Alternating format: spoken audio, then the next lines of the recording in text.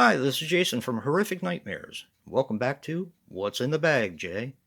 Now, this is where I pick 6 movies from my collection that I haven't seen, write your names on a piece of paper, throw them in the bag, draw one out at random, and do a review.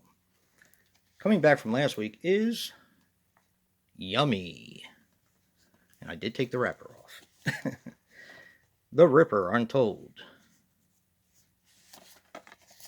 Werewolves Within. Invisible Invaders. Baba Yaga, the Terror of the Dark Forest. And making its debut this week is Let's Scare Julie. Haven't taken the wrapper off of that one, though. Alright, let's give the bag a good tussle. Let's see what we're going to review this week. And one just took a big spill. Werewolves Within. Alright. Grab this other movie here. Alright. I set that aside while I set all the other movies side by side and take my trusty Freddy vs. Jason die, and we're going to see what comes back next week. Remember, if I roll a 5, they all come back. If I roll a Freddy vs. Jason, you guys are the only ones that can bring them back. Alright.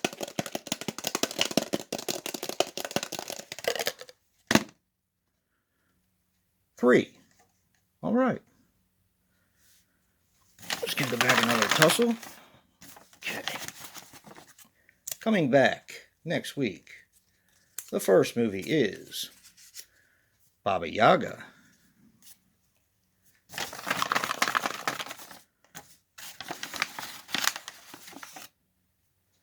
The next movie coming back is Yummy. And the third movie coming back is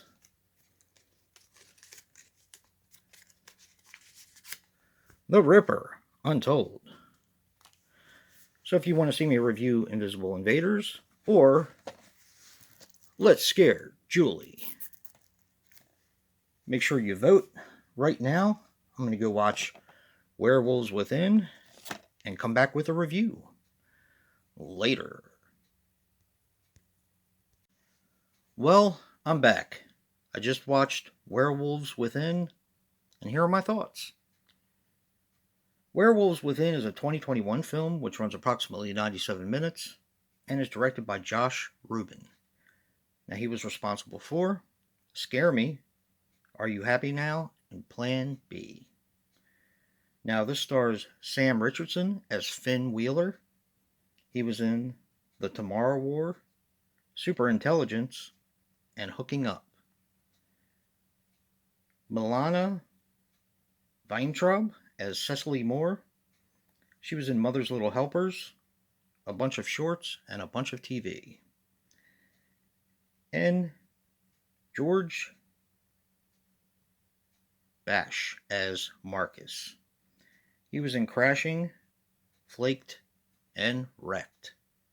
Now, this had a worldwide gross of $937,490. I've heard a lot of good stuff about this, which is why when I actually found it at the flea market, I was pretty eager to watch it. Wasn't really sure what I was going to get, but I was actually very surprised by this one. Okay, I can't really say a whole lot about the plot because it is a whodunit and there are a ton of red herrings. This basically relies on character. And you have a bunch of odd characters in this small town. The first person you have is Finn Wheeler, played by Sam Richardson. Now, he is going to be a ranger in the small town. And when he gets there, he's introduced to it's a group of characters, let me tell you. The first person he meets, I do believe, if I remember correctly, is the postman,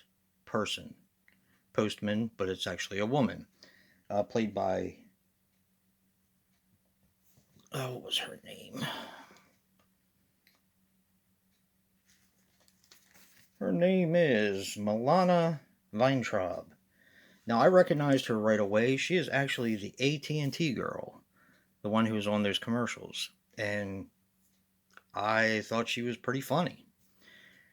Then you get to meet the kind of the outcast of the town. He's a big, burly looking guy who is trapping and killing animals on his own land. Of course, the ranger goes up to say something to him, but the ranger has a problem of standing up for himself.